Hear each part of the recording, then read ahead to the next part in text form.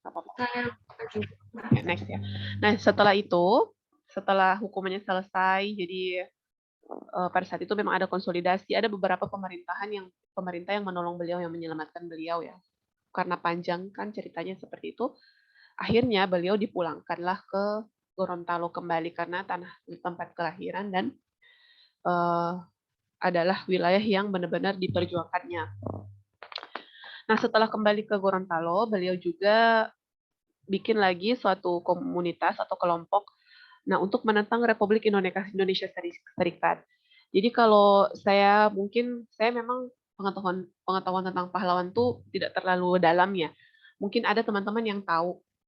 Jadi setelah kita merdeka itu kan setelah tahun 45 Indonesia itu membentuk namanya Republik Indonesia Serikat. Namun ternyata itu adalah boncengan dari Belanda ya. Belanda atau Jepang gitu. Jadi Belanda itu masih Jepang masih tetap mencoba untuk masuk ke negara kita. Sudah tahu merdeka, namun mereka tetap saja mau gimana caranya untuk menggoyahkan petinggi-petinggi kita itu lewat pemerintahan kita. Jadi mereka memboncengi ya, istilahnya memboncengi pemerintah kita agar mereka bisa lagi menjajah. Nah, namun si Panani ini yang satu-satunya yang menentang gitu untuk membentuk RIS karena beliau mungkin sudah bisa membaca bahwa kerjasama mereka tuh sebenarnya palsu, mereka itu ada tujuan lain. Karena di belakang dari pemerintah RIS pada saat itu adalah tentara Jepang. Nah, nanti Anda bisa cari sendiri siapa saja yang mendukung RIS pada waktu itu. Mungkin ada yang tahu ya?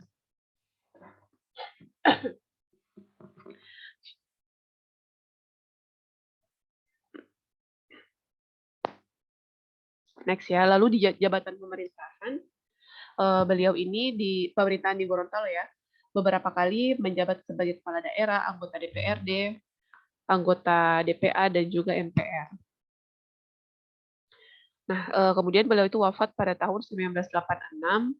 Nah, jadi setelah selesai melaksanakan pemerintahannya, istilahnya beliau tuh pensiun dan menjadi petani di desa terpencil Suwawa. Nanti kalian bisa lihat ada video Suwawa itu, kalau rumah saya di kota ya, kalau ke Suwawa itu paling sekitar 45 menit lah. Nah, nah ini makamnya. Kemudian nah ini ya.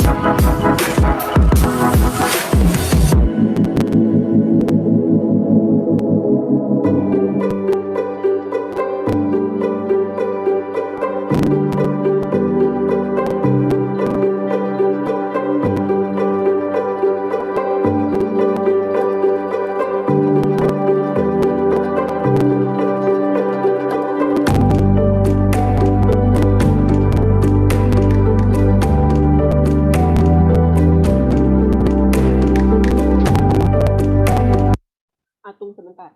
Di sini kan ini ada namanya kendaraan kita itu, di sini kendaraan umum ya, transportasi juga umum namanya bentor, becak motor. Mungkin sama dengan di Madura ya? Ini Iya, Bu, ada becak motor. Iya, tapi besar ini ya sepertinya, Bu. Iya, besar dan penumpangnya di depan gitu. Oke.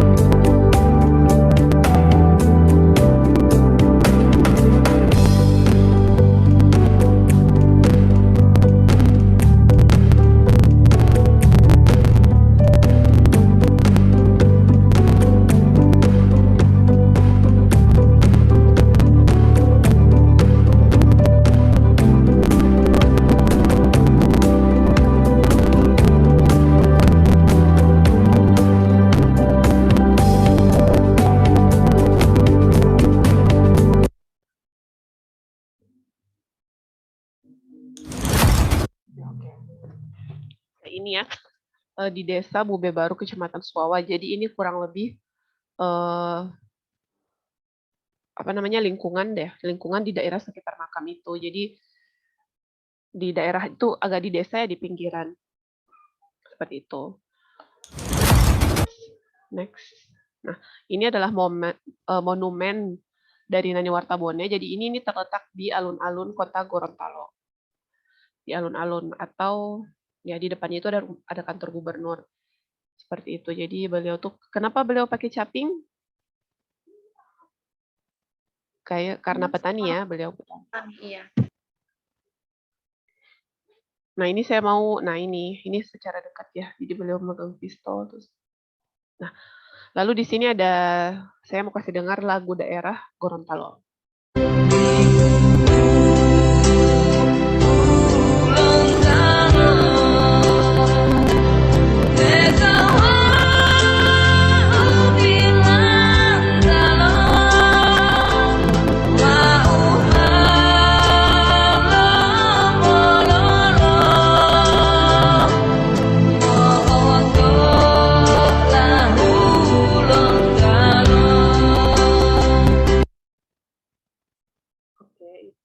Kayaknya. Nah, ini oke. Terakhir ya, penghargaan.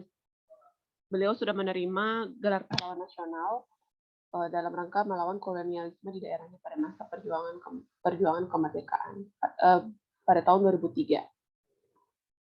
Oke, itu aja. Oke, saya kembali ke Kak Ikram.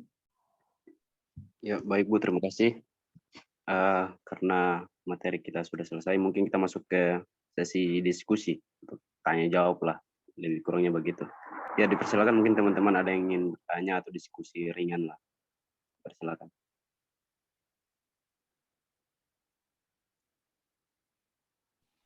Aku mau tanya. Mohon maaf Bu, mungkin sebelum ke teman-teman, saya mungkin sharing sedikit ya tentang pahlawan Nani Wartabone ini. Berhubung makam pahlawan itu tidak jauh dari kosan saya, berhubung kan kampus 4 itu UNG kan di Suwawa.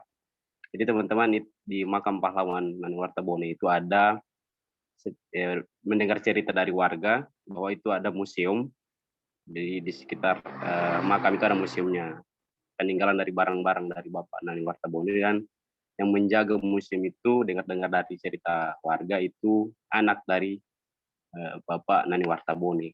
Jadi mungkin teman-teman kalau masih penasaran bagaimana lingkungan-lingkungan sekitar yang ada di makam Bapak Nani Wartabone, mungkin bisa chat saya pribadi, tapi mungkin nanti selesai KKN ya, program KKN, karena agak sulit juga saya harus balik, karena agak jauh lokasinya. Dan juga mungkin teman-teman mungkin masih penasaran dengan biografi dari Bapak Nani Wartabone. Jadi ada satu buku yang mengangkat tentang biografi Bapak Nani Wartabone, itu disusun oleh FKIP Unsrat di Gorontalo pada tahun 1985. Ya mungkin itu saja sharing dari saya. Mungkin teman-teman mungkin mau bertanya atau sharingnya, dipersilakan.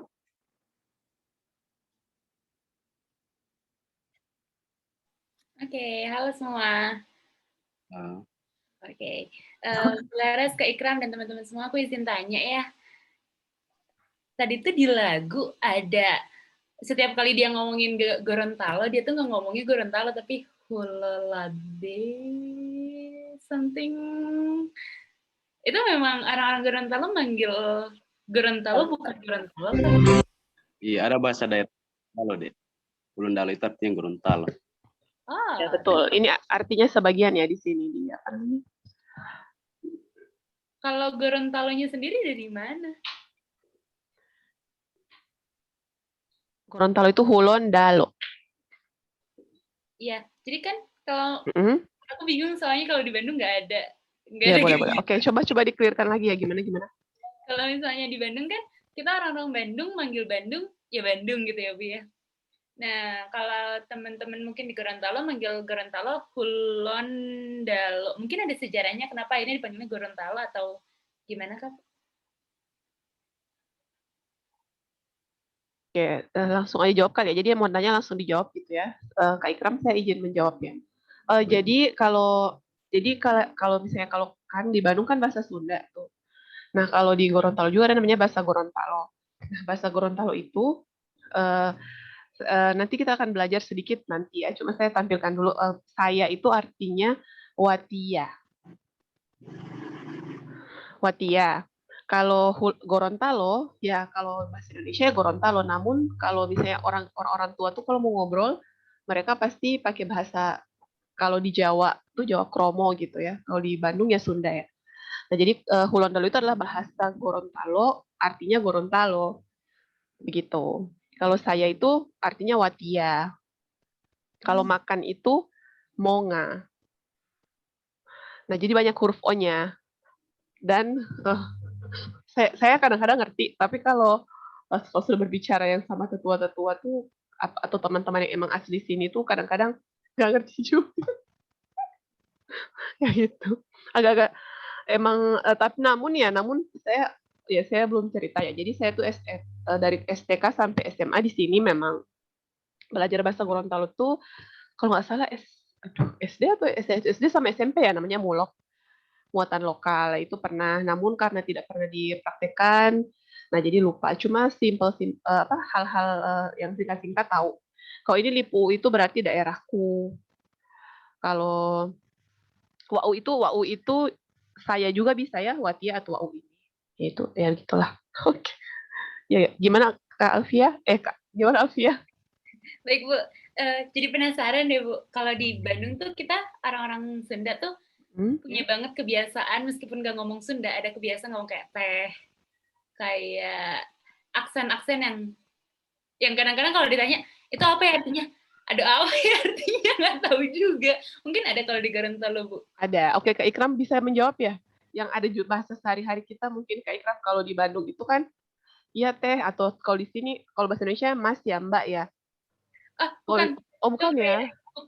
Bukan kakak, tapi kayak abi teh, artinya gimana ya, kayak misalnya abi Kumaha teh. damang gitu ya. Nggak, kalau kumaha damang Kata sambung ya, kata sambung. Ya, kayak kata sambung yang aku juga nggak tahu sebenarnya artinya apa. Kayak ya udah ada aja gitu, orang Sunda suka ngomong gitu nggak sengaja. Ya betul. Ada juga. Ya, Gorontalo juga ada. Ya gimana, Kak Ikram? Gorontalo mungkin lebih kayak uti, olo. Biasanya Ya. kalau ada yang nanyakan uti, yo olo, lebih ke situ sih kata tambahnya. Kayak lucu banget. Ya, kayaknya itu juga kayaknya bahasa tuh perlu ya. Cuma memang nanti deh kami akan tampilkan ya Kak Ikram ya. Karena kalau nggak salah tuh nanti di akhir-akhir. Tapi menarik juga ya pembahasan. Kita sharing bahasa juga menarik. Ya jadi betul. Jadi ada juga jadi beda ya. Jadi bahasa Hulondalo Lipu ini tuh kayak bahasa asli daerah. Namun ada juga yang bahasa kita sehari-hari. Itu mirip dengan bahasa Manado. Karena dulu kita kan gabung dengan Manado. Jadi misalnya, hey kamu mau kemana? Bahasa sehari-harinya kita nih bukan bahasa inti, bukan bahasa asli ya. Kamu mau kemana? Ngana mau pergi kemana? Iya. Ya. Terus yang tambahan-tambahan itu ya uti ya kayak gitu. Mungkin ya kata-kata uti itu sama gitu. Bukan tapi iyo nah begitu. Baik, terima kasih Kak Ikram, terima kasih Bu Lara. Ya, makasih ya Alivia share-nya. Dan menambahkan juga tadi Bu mengenai Hulondalo. Jadi saya juga sempat baca Bu mengenai asal usul Gorontalo. Jadi Hulondalo itu berasal dari kata Hulotalangi, itu merupakan salah satu nama kerajaan yang ada di Gorontalo. Itu yang berarti yang bermakna lembah mulia. Ya dari situ asal muasal dari Gorontalo atau Hulondalo. Kak Ikram, makasih banyak. Ya mungkin dari teman-teman lain ada lagi yang ingin sharing atau bertanya.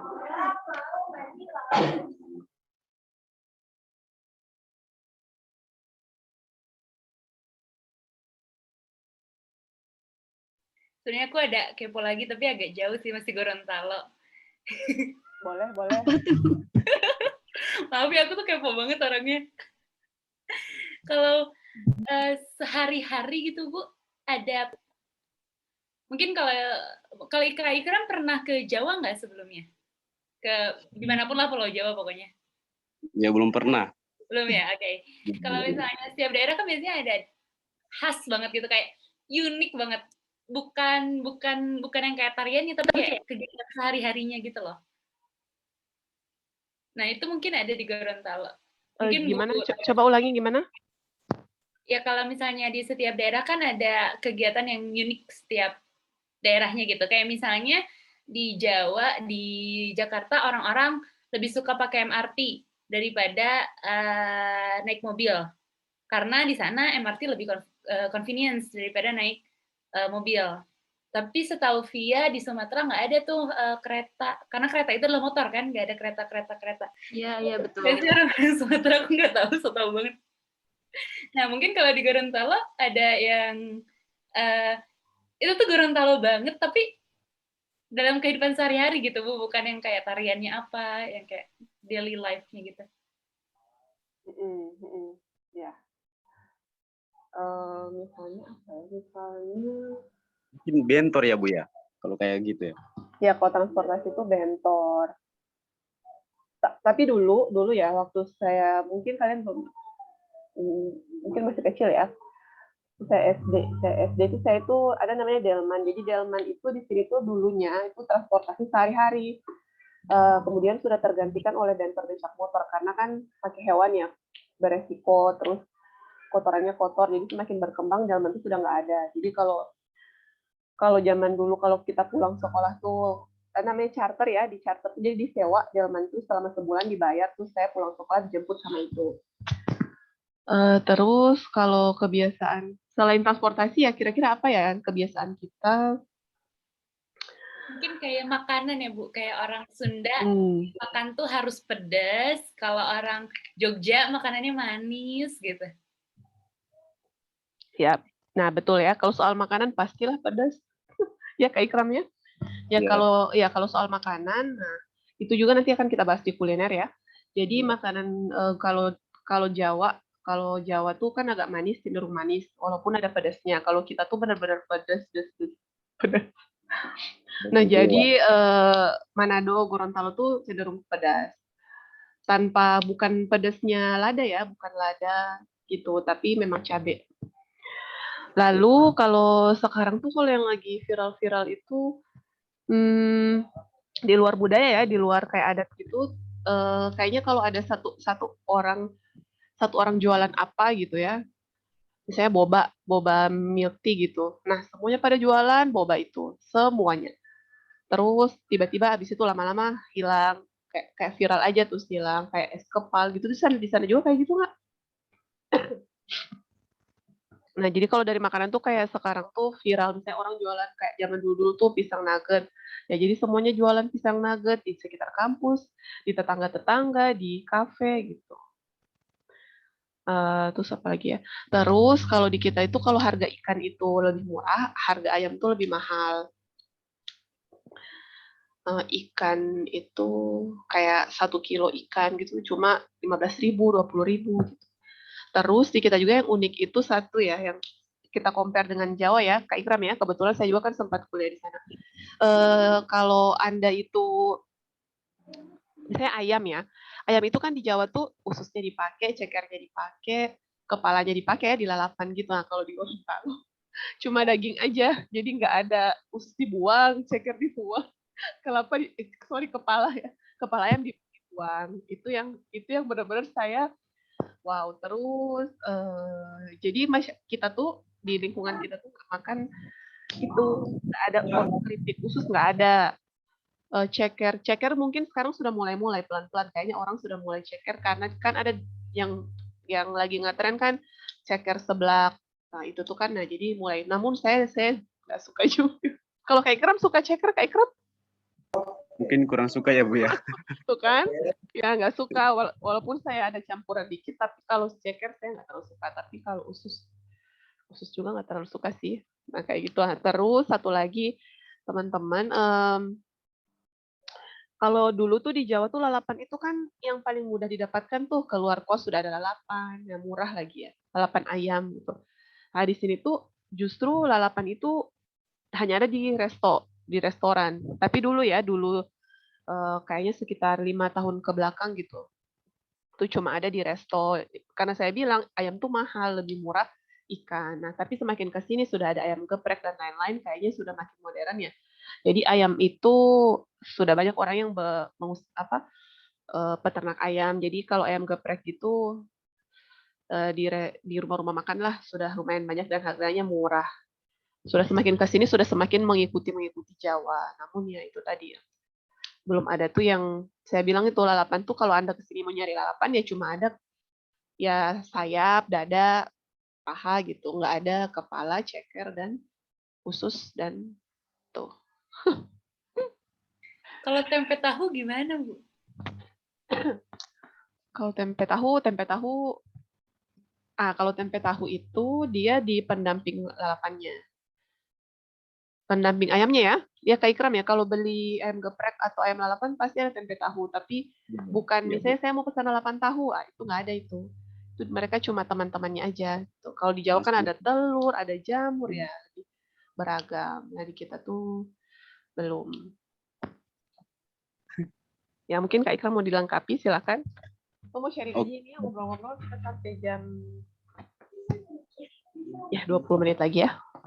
Saya cuma mau sharing tentang pengalaman saya, berhubung kan saya juga dari luar Provinsi Gorontalo ya, jadi saya merantau ke Gorontalo mengenai masyarakatnya. Jadi teman-teman kalau ke Gorontalo, saya boleh jujur, orang-orang Gorontalo itu baik banget, benar.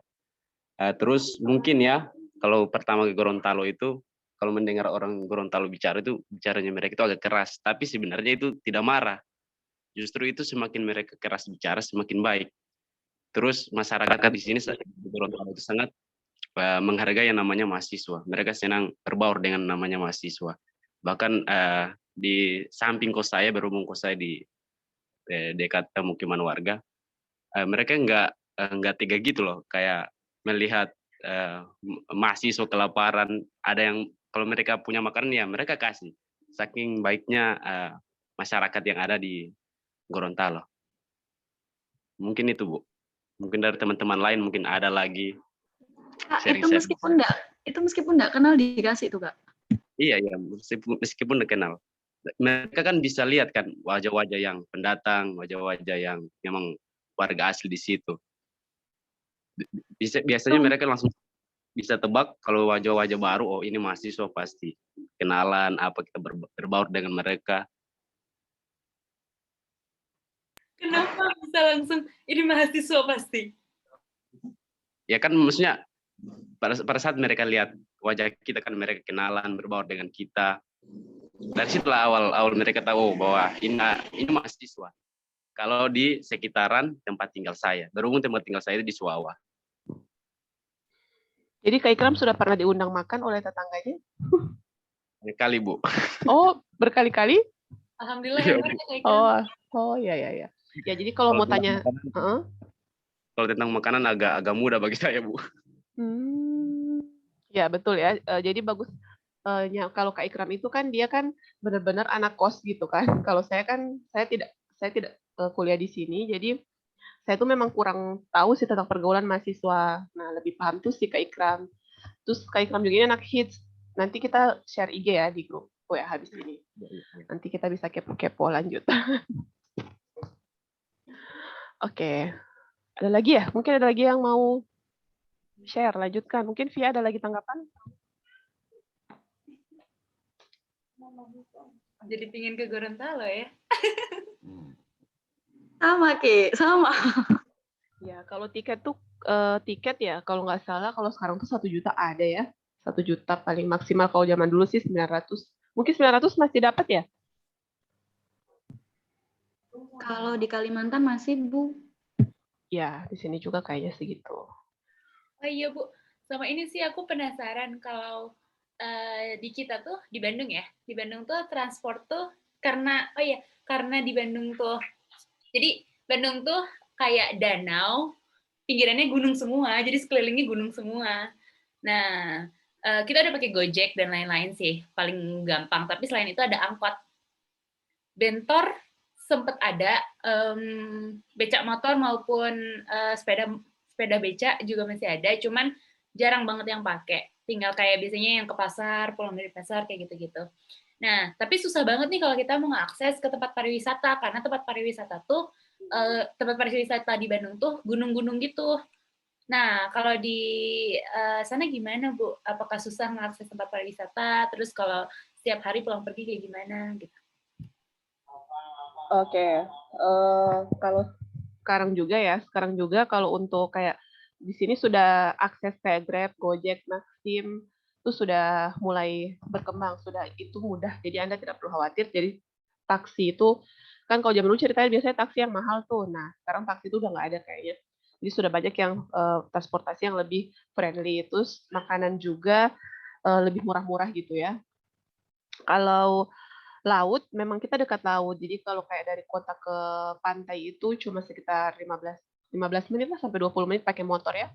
Kalau dari kota saya. Kalau dari Kak Ikra mungkin lebih dekat. Kayak gitu. Terus misalnya kalau mau Grab Food itu sudah lebih mudah juga kok sekarang. Alhamdulillahnya. Karena kita tuh kalau nggak salah Alfamart Indomaret itu masuk tahun 2017 ya apa 2016 gitu. Agak lama sih, agak telat kita masuknya Indomaret Alfamart. Namun sekarang alhamdulillah makin ke sini Gojek online tuh sudah semakin marak dan mudah lah. Jadi teman-teman kalau memang mau ke sini, kalau penginapan yang murah-murah juga sudah banyak. Padahal zaman dulu tuh benar-benar susah, mahal juga dulu tuh terkenalnya Gorontalo tuh mahal ya. Makanan dan lain sekarang tuh udah 11-12 mirip-mirip dengan kota-kota besar. Kayak gitu ya. Oke, terima kasih Bu. Iya. Dari teman-teman yang lain.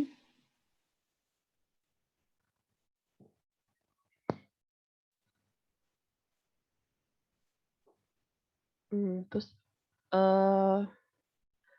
ada lagi? Nah, mungkin Kak Ikram bisa di ini ya, ke tugas aja kali ya. Ya mungkin bisa. Tapi tadi Bu ada di chat yang belum sempat memperkenalkan namanya tadi. Siapa Oh tadi? iya, si Des. Manda, Bu, sama Desi. Oh ya, boleh ya sebentar ya kita kenalan dulu silakan. Biar selesai perkenalan kita biar minggu depan fokusnya ke materi lain.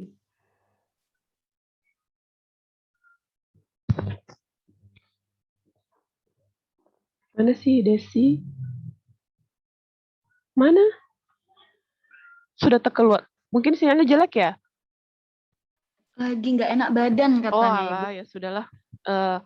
Kalau Maria benar-benar nggak bisa ya karena hujan. Maria tuh di Papua rumahnya atau di mana ya? Katanya di Medan, Bu. Oke lah. Ya, si Manda, Bu, belum. Iya, si Manda. Mana Manda nih? Manda itu bukannya yang tadi yang nge-share screen temannya? Iya, Bu. Saya lupa untuk. Oke, Manda dulu. Manda. Oh iya.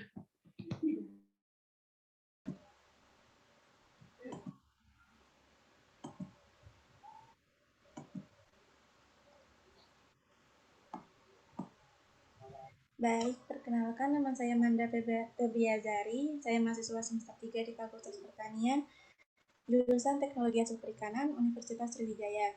Saya memiliki hobi memasak. Untuk moto hidup saya, lakukan yang terbaik sehingga saya tidak bisa menyalahkan diri sendiri untuk apapun. Untuk data diri, saya lahir di Batam tanggal 2 Februari 2002. Asal saya sekarang di Bangka Belitung.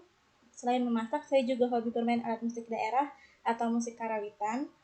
Dan untuk kontak email saya ada mandafebria2@gmail.com. Lokasi saya sekarang Provinsi Bangka Belitung, Kota Pangkal Pinang. Dan untuk Instagram saya @mandafebria_. Terima kasih. Oke, terima kasih Manda. Karawitan itu yang gamelan gitu bukan sih? Iya, Bu. Oke ya, jadi penasaran ya dengan budaya teman-teman yang lain ya. Ada lagi yang mau kasih tanggapan atau share?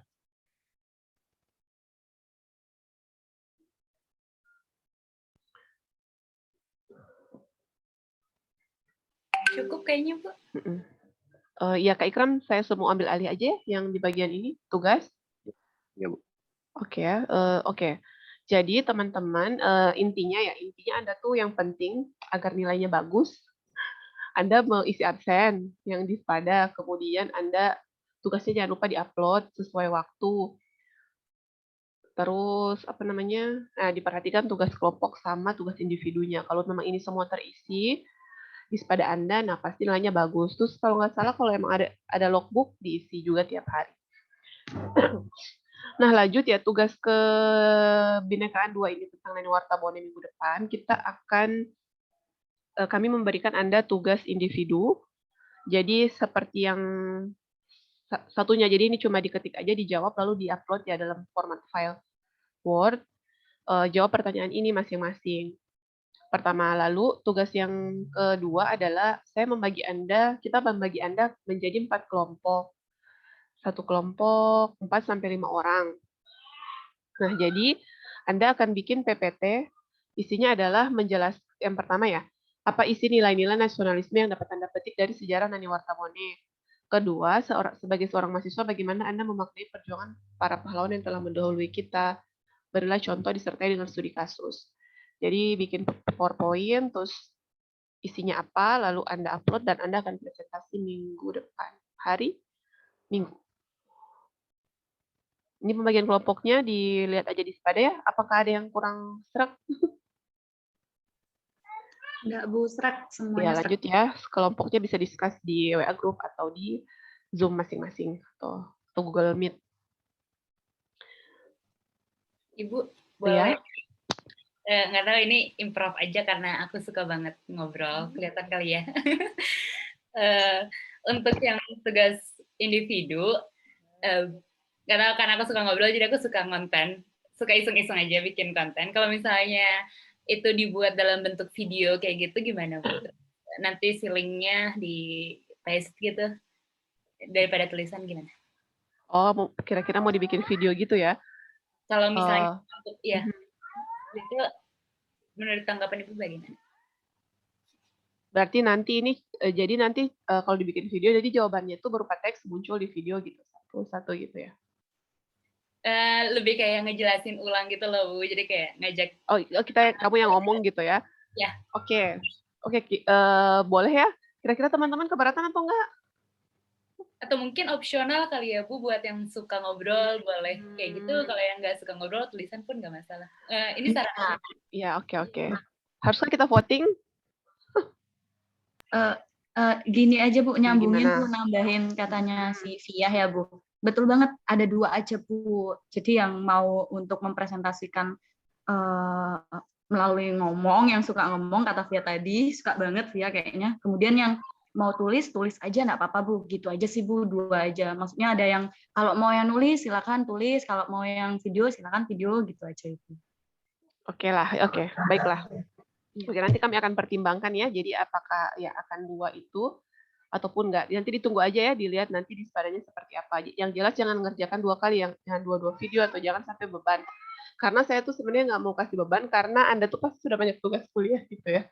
Jadi Betul. itu dan yang penting adalah ini kelompok ini yang di kelompok ini Anda bikin PowerPoint gitu nanti presentasi. Atau gini aja ya, di presentasi ini yang bikin video aja.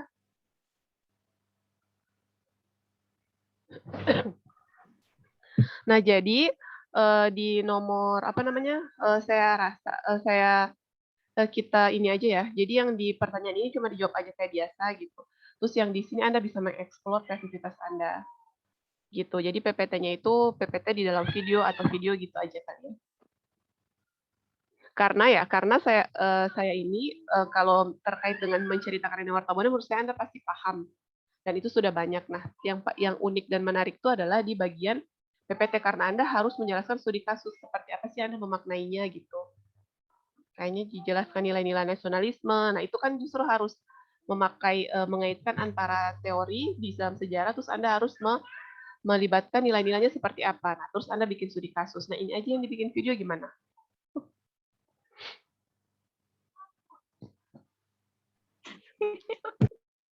Oke ya, oke deh. Nanti ditunggu saja. Nanti instruksinya nanti akan saya ubah ini karena biar kita semenarik mungkin. Saya juga sepakat kalau memang untuk lebih bikin kita menarik itu gimana ya, karena kan online.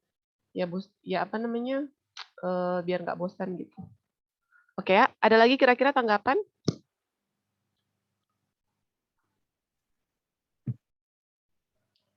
Oke, teman-teman yang lain mungkin? Nah, kalau sudah tidak ada tanggapan, nggak ada ya? Baiklah, saya serahkan ke Kak Ikram untuk ditutup. Ya, baik Bu, terima kasih. Terima kasih kepada teman-teman telah mengikuti kegiatan kita pada sore hari ini. Alhamdulillah berjalan dengan lancar. Semoga kita masih dipertemukannya lagi di kegiatan-kegiatan selanjutnya dalam keadaan bersama, dalam keadaan yang sehat, insya Allah. Mungkin seperti itu. Mungkin sampai di sini dulu pertemuan kita pada sore hari ini. Lebih dan kurangnya kami mohon maaf. Wabillahi taufiq wal hidayah. Assalamualaikum warahmatullahi wabarakatuh. Waalaikumsalam warahmatullahi wabarakatuh. Terima kasih, Kak. Terima kasih, Bu. Terima kasih Semuanya salam kenal dan sampai ketemu lagi minggu depan. Ya, Bu. Absen di Spada hari ini batasnya jam 8 malam, 8 WIB. Oke. Oke, bye-bye.